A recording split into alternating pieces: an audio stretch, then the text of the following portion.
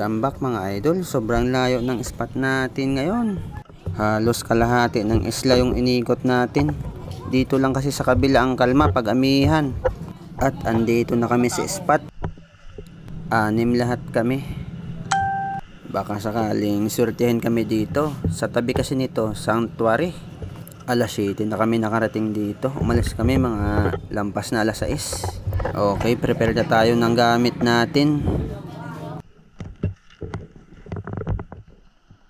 Ready na tayo. Medyo may kalabuan yung tubig kasi may sapat dito. Sa mga bago po, huwag niyong kalimutan mag-subscribe sa ating YouTube channel. Maraming salamat po mga idol.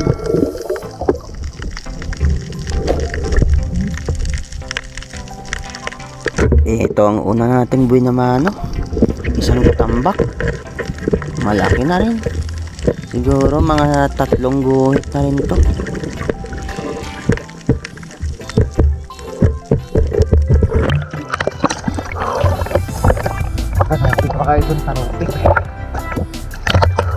Ito yung pangalawa nating nakita. Isang suga. Nakatapat sa bato kaya hindi natin matira agad. Ayun, yari ang bato.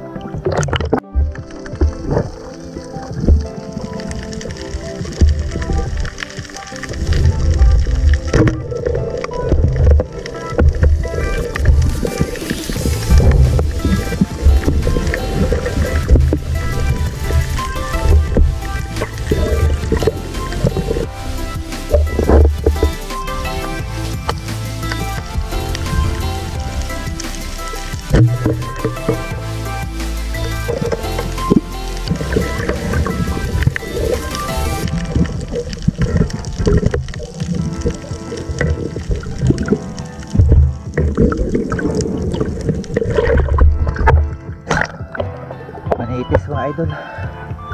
Manitis. Nabulang tabi ko ngayon ha.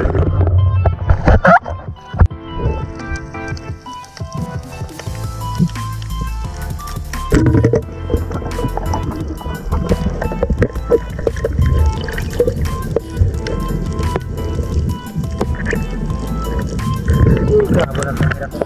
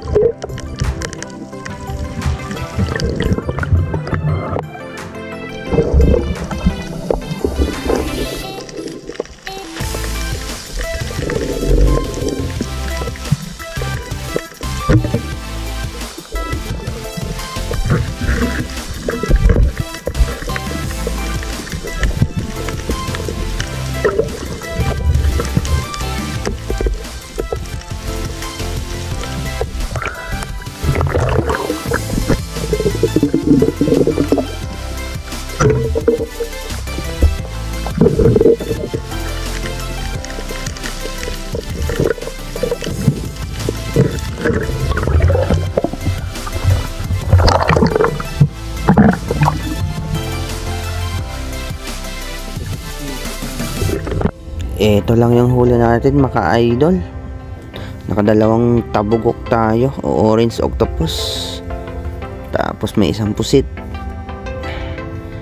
Pang ulam lang ito mga idol. Kaya sunod na gabi nag-dive ulit kami. At ito na yun mga idol. Itong span na to malapit-lapit ng konti. Kasama ko dito si Kasima Jeffrey, Kasima Dennis, Kasipa Ronald, Kasima Inso at itong dalawang recruit ni Kasima Dennis. Shout out sa inyong dalawa mga idol. Quick dive lang to. Kaya tara na. Malabo din sa spot na to. Maputik ang ilalim.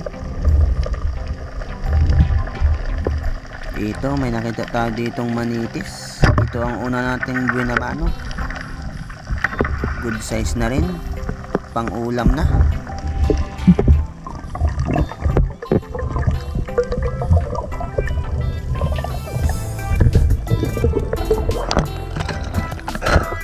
Manitis. Ito yung pangalawa nating nakita. Isang lipti or labian. Striped sweet lips sa English.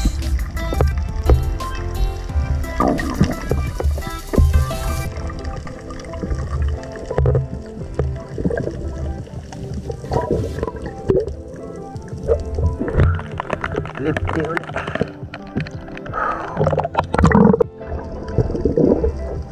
Ito naman isang danggit. Nasa buhanginan. Kaya tuhog kang danggit ka. Hanap tayo, baka may kasama pa.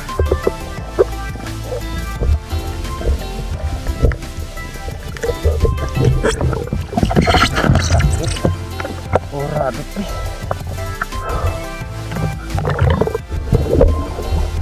Dito nga may nakita tayong nakasilip sa bato. Isang manitis. Ayun. Tuhog kang manitis ka.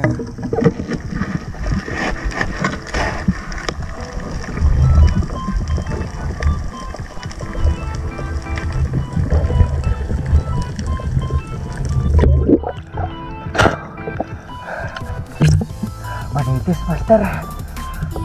Malaki na rin.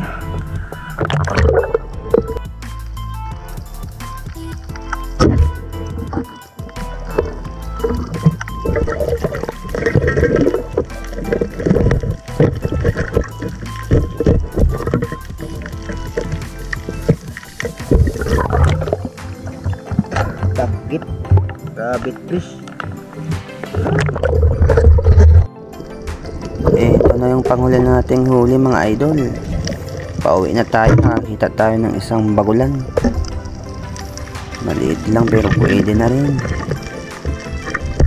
Isang buko-buko. Ito itong bagulan. Hindi na gaano lumalak.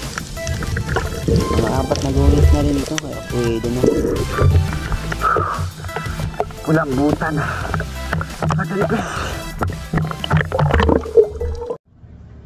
Ito na yung huli natin mga idol. Pwede na rin pang ulam. Salamat pa rin sa biyaya ng dagat. At higit sa lahat, salamat sa Diyos dahil nakauwi tayo ng ligtas.